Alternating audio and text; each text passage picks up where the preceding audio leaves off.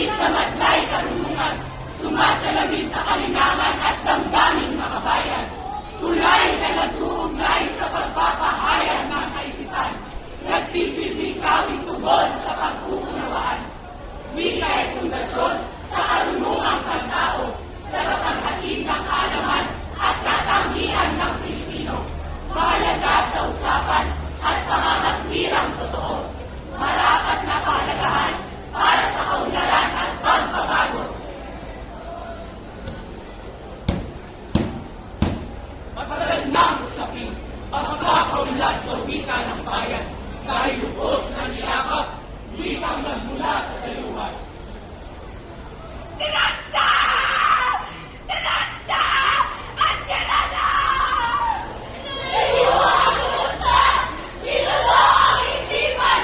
Kailangan tayo'y lumaya na wala sariling pagkakakilanlan.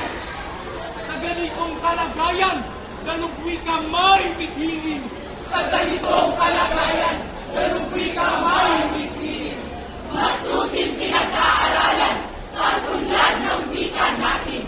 Para matututo ng kaganapan ng lahat ng naisin. Para matututo ng kaganapan ng lahat ng naisin. Ang mapayapong pa ang lahat ng mga wikain. Upang matugunan ang suliranin ng sambayanan. Wikang magbibigis sa nating kailangan.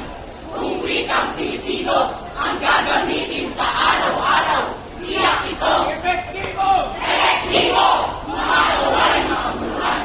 Wika natin yayabong kung tatanggapin ang pagbabago na gamitin ang dialekto at salitang hiram sa kausap mo.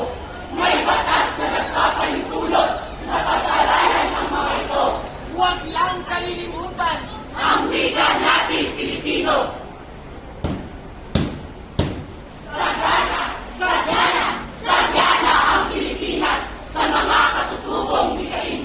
Iba-iba ang bigkas at lihin, ngunit ito'y Pilipino pa rin. Saan man tako ng bansa, malaya natin gamitin